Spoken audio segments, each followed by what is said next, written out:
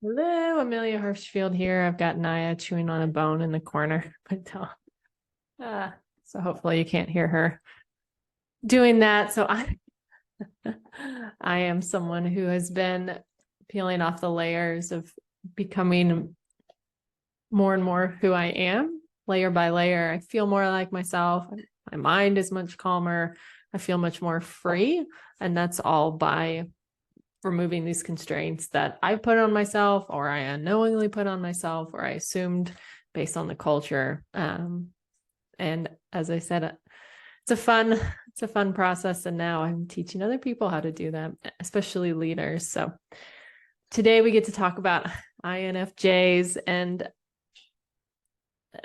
when INFJs are stressed and when they are in the middle of a move or something's feeling unsettled, or there's a foundational part of their life that is in a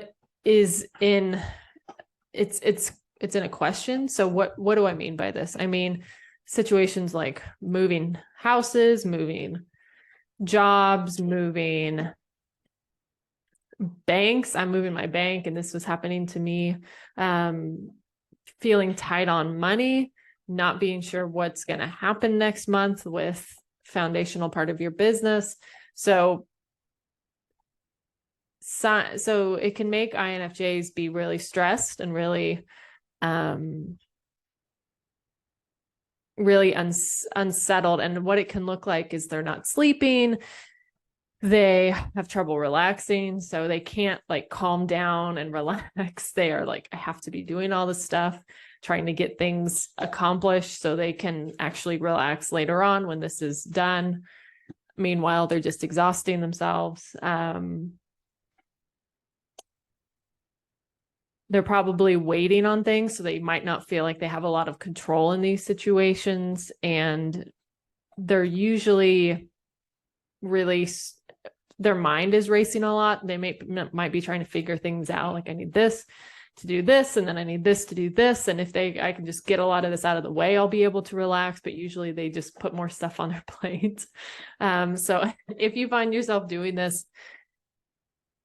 there's nothing wrong with you. There's nothing that is some kind of disorder that you have, or you can't relax, you can't calm down. It's just usually other things are going on. And one thing that I help clients is to realize what's actually going on if you look at the 4 parts of them. And what can happen in these situations is their 4th least used part is called extroverted sensing. And the extroverted sensing is looking at what's going on right now and is gathering information based on your 5 senses. So what can I smell? What can I hear? What can I see? What can I taste? And then I always forget the 5th when I'm describing them. But often this part can feel unsettled, and you might not recognize that this part's feeling unsettled because you might not be aware that this part is speaking up, and this part is having a hard time, and this part doesn't know how to say like, hey, I'm having a hard time. It's just going to go like, this feels chaotic right now. Everything's up in the air. I don't know how it's going to go.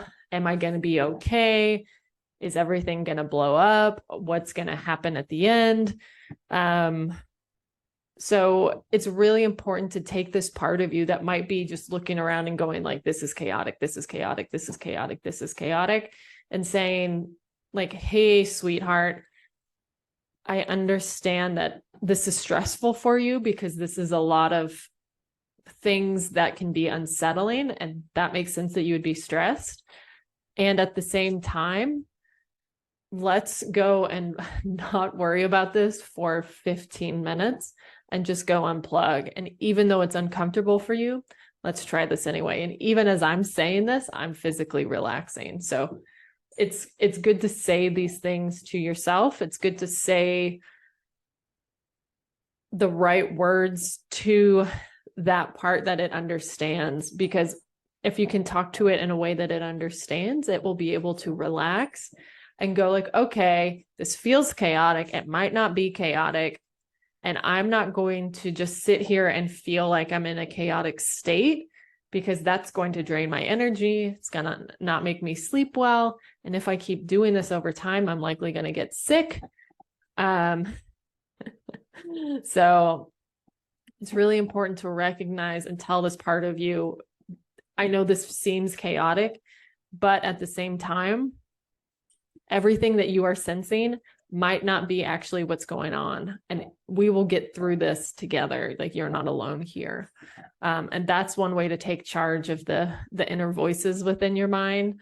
And I've said this to myself during tense situations, and it helps tremendously. It's nice for this part of you to be off here having a hard time, and you recognize it. And you're like, no, come closer. I've got you. We can do this together. So you are looking after yourself in that way. So try saying this to yourself. If you're experiencing this right now, try saying this to yourself 5 times a day for a week, and see how it goes, and see if this part of you starts to relax. Because knowing how to address these different parts of you when the stuff is going on can help you not get stuck in the stress. It can help you go like, okay, I'm stressed.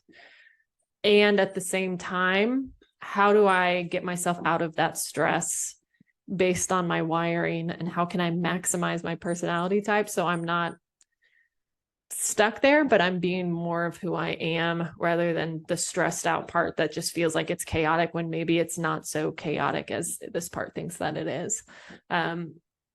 So as I said, I've done this to myself. I teach other people how to do this. And it's really important to learn how to do this, because if you knew how to do this, you would likely be doing it already.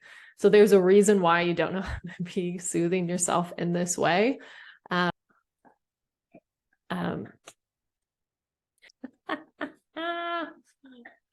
If you are ready to not be so stressed in these situations, book a call with me. We'll look at where you're at, see what's going on, and see if I can help. And if I can't help, I will tell you.